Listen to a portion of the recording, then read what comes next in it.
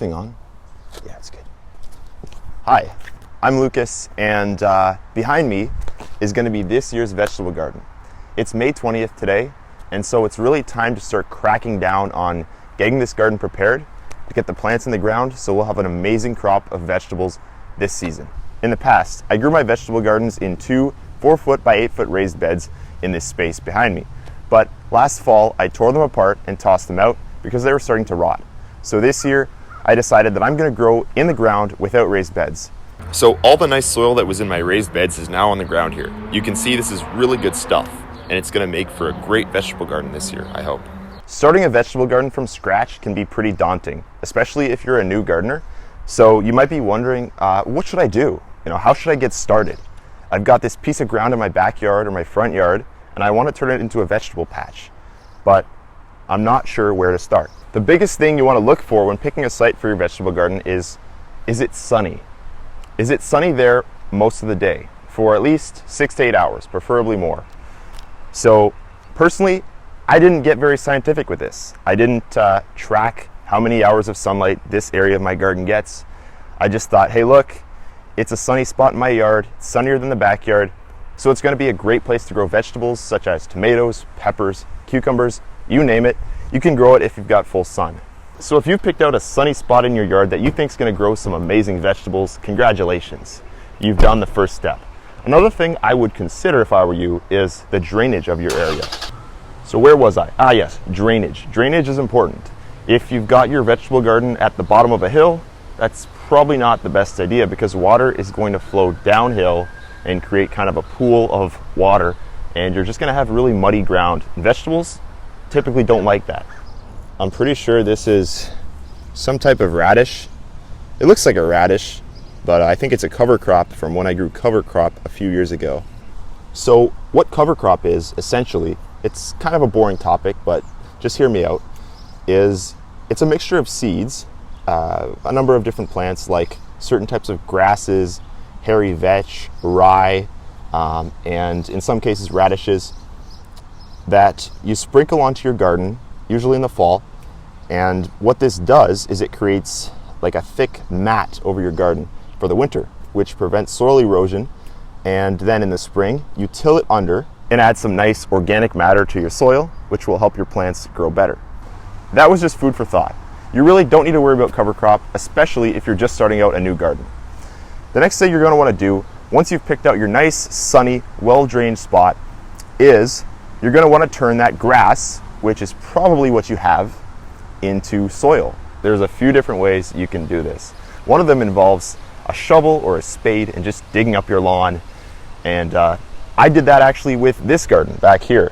That was several years ago, actually quite a few years ago. I think that was back in 2013 I did that. There was a bunch of grass and bushes everywhere. I just went ham with a shovel, got everything out of there. And believe me, it's a ton of work to do it this way, but you save lots of money. Another way you could go about this, and this is a more efficient way, is to rent or buy a rototiller. Now, rototillers are basically like a lawnmower that has teeth or blades, for lack of a better word, that will cut through the top layer of sod and expose that soil so you can start working on your soil and getting it up to par. So once you've removed all the grass, you're going to have a bare piece of ground exposed. And now it's going to be time to add some special ingredients to get your soil really pumped up with nutrients and with organic matter so your plants will be super happy, and so will you. Because when your plants are happy, they're going to produce tons of vegetables. You're going to be super happy. It's going to be just a happy, happy, happy time. And you really shouldn't have drank 5 Red Bulls before you made a video. There are a number of things you can add to your soil to really beef it up, and one of them is compost. Now, compost is king in the garden.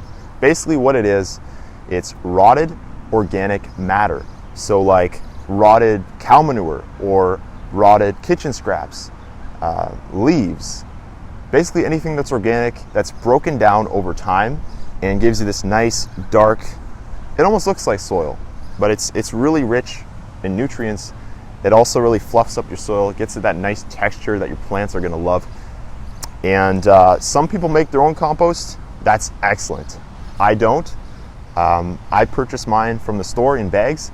I live in the city, and Okay guys, so my Friday pizza just arrived, so I gotta go for now, but I'll be back to share with you the rest of my tips and tricks for getting your garden prepared for planting. Hey growers, so I'm back, and yesterday's pizza was phenomenal. I was honestly really impressed. It was really saucy, really fresh, and this is pretty relevant, so I'm gonna get back to the point. Compost. If you're starting a garden, you need compost. It's really good stuff. It contains lots of nutrients. It really beefs up your soil in terms of the organic matter content, and it also helps the structure of your soil. So if you have, say, clay soil like I do, mixing that in will help kind of break up that clay and give you that nice loamy soil to work with. As far as how much compost you should use in your garden, if you're starting a brand new garden, I highly recommend going pretty heavy on the compost, probably adding a few inches, maybe 4 to 5 inches, and then mixing that into the soil. For me, in my case, this soil here, a lot of it is from my raised beds, so it's already contains a lot of good stuff, a lot of compost, a lot of other things, which I'm going to talk about in a second. And so actually this year I'm not going to be adding any bags of anything. I'm just going to be adding a bit of organic based granular fertilizer, as I'm going to talk about soon. So I've talked about compost. Now there are a ton of different other amendments you can add. I'm going to mention some of the things that I added and then some of the other ones that are commonly used in the garden. So in my particular garden, I've used sphagnum peat moss, and that was really just to kind of fluff up the soil and also increase the acidity a bit, because my soil was actually pretty alkaline or basic, and tomatoes and peppers and a lot of other vegetables really like slightly acidic soil. And you know, it's kind of hard to change the pH. I'm not going to get into that because honestly I'm not too scientific about my garden. It's more of an art than a science. I also mixed in a few bags of compost with something called mycorrhizae infused in it. Now, mycorrhizae is just a fungi that apparently helps the roots to absorb nutrients throughout the season. So that's something that's going to be really helpful. It's I don't think it's necessary per se, but I think it might help. So I threw that in the mix, and I forgot to mention that the base of my mixture, so you know, the largest part of it was topsoil. So I just ordered a bulk, you know, those big bags of topsoil you can buy, really nothing special. And then another part of that was my native garden soil. So for the raised beds, it was mostly the topsoil, but also some of that native garden soil mixed into that, as well as all the other amendments. Hopefully I'm not confusing you guys here, but yeah, just a lot of compost, a lot of different bags of stuff. It's really not that complicated, and I'm not saying that I have the best soil mix at all, but yeah, hopefully that helps you. And let's move on to the next part. So now you've got your nice sunny spot that's well drained, free of turf. You've got a big pile of special ingredients on your soil, and now it's time to mix it in. So how are you going to do that? Take a shovel and just flip it over like that. This is not a joke, people. This is literally what I did, and it's what I suggest you do as well, because it gets the soil mixed in around over a foot deep. It's pretty good. If you've got a big garden, well, this method is going to take you forever. I'd recommend using some sort of tiller with a plow attachment or something of that sort. Another thing you can do, you can use this fancy dancy tool here. I don't know what it's called, but you can get it at any like big box store, hardware store. It's just like that. Really mixes up the soil well, although I think a shovel is definitely a lot better. This doesn't get quite as deep. Okay, so it's really not that sunny now. I don't really need to wear these anymore. I'm not Corey Hart. I don't need to wear my sunglasses at night. It's not really the night, but you get the point.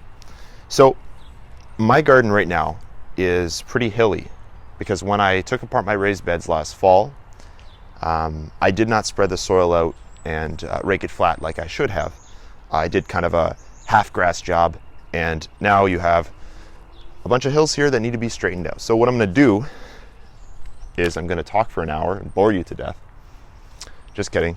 I'm going to show you guys how a young man rakes his garden flat.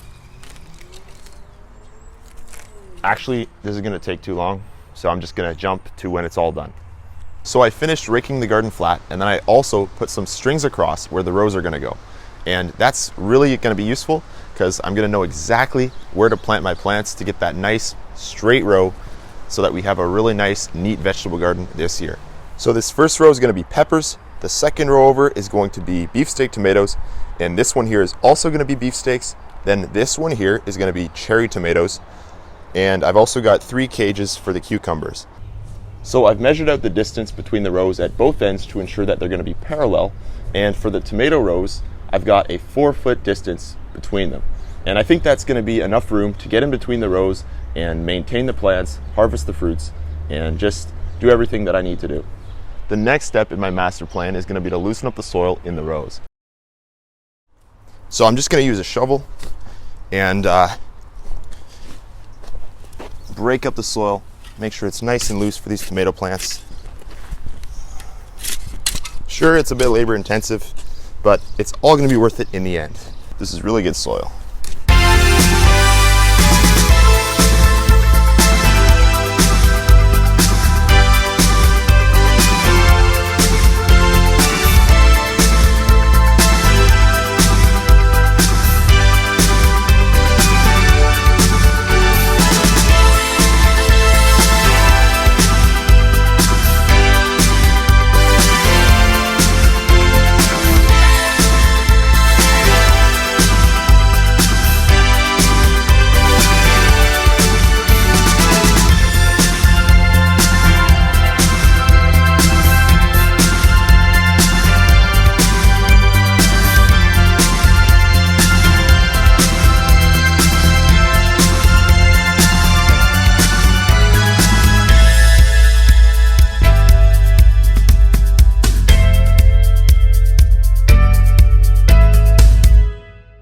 2 hours later, I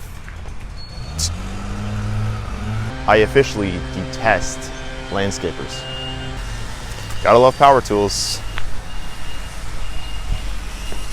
It took me about 2 hours, but I've put in the grunt work and the rows are nice and loosened up. So the next step is going to be to add the granular fertilizer. This year I'm going to be using some granular fertilizer to feed my tomato plants.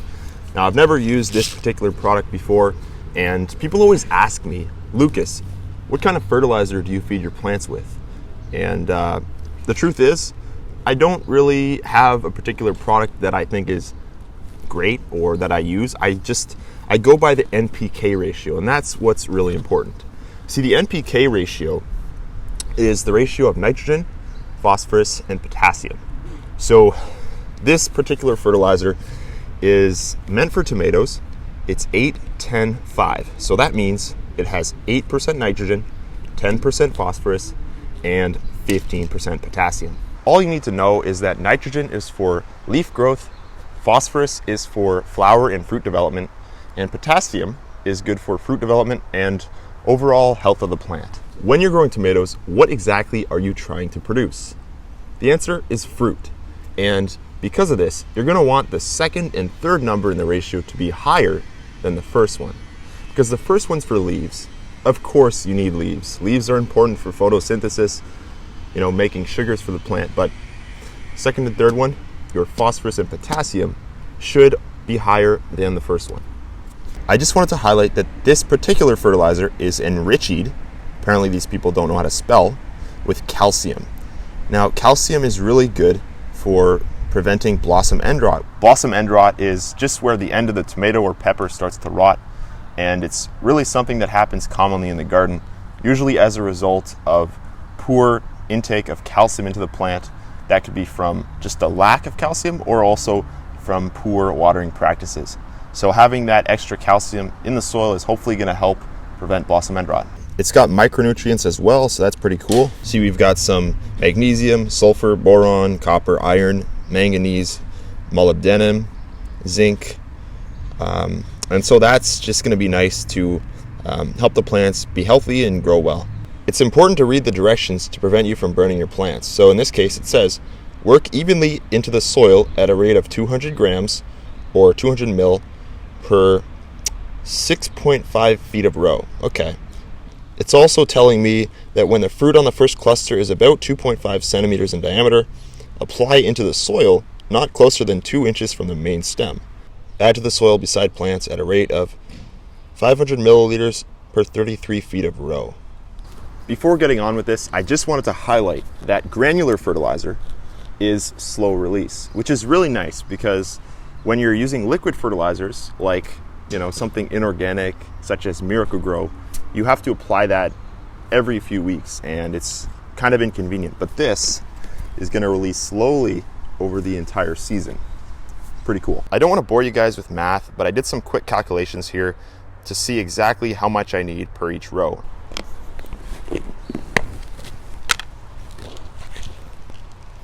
So this is what granular fertilizer looks like. It's just like these little pellets that will dissolve into the soil over time. So this measuring cup goes up to 250 milliliters. And by the way, this isn't from the kitchen, it's an extra one. So I'm gonna go add a full cup, which is 250. Try not to spill any. I'm spilling lots. Okay, maybe a tiny bit more. So that is 250. And I'm just gonna go get another little container to put that in. All right, so 250 milliliters. And then to get the 308, I'm just gonna need about 50 more. Okay, there we go, perfect. Alrighty, that's a little too much. That's approximately 50 more. And there we are. A full cup of granular fertilizer for the 10-foot row. Let's spread it on and cultivate it into the soil. Just a light sprinkling the first time around and then we'll go back.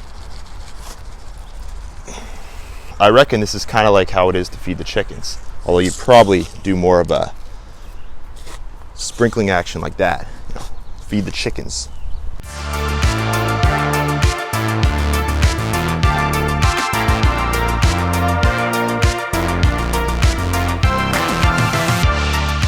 You can see the granular fertilizer is spread fairly evenly in this row.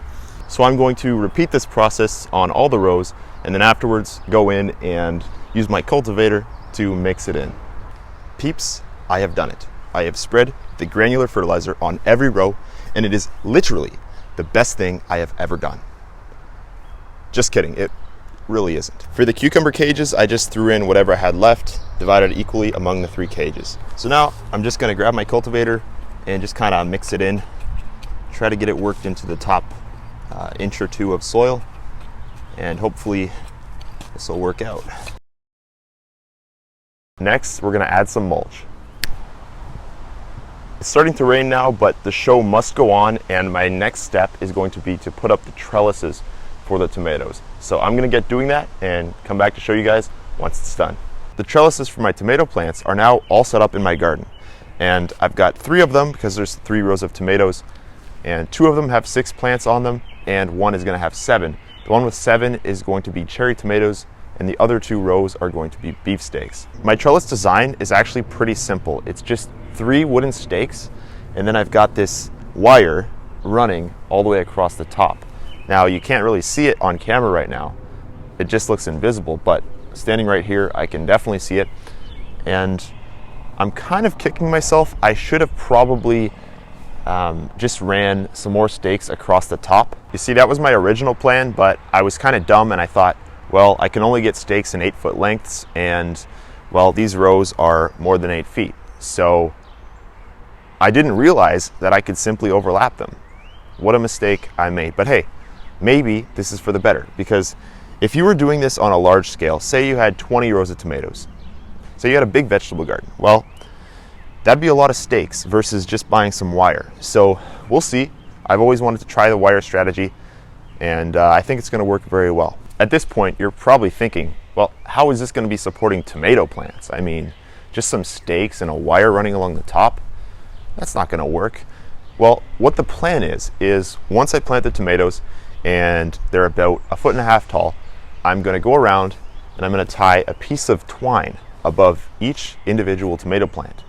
Drop it down, then tie it to the base of the stem.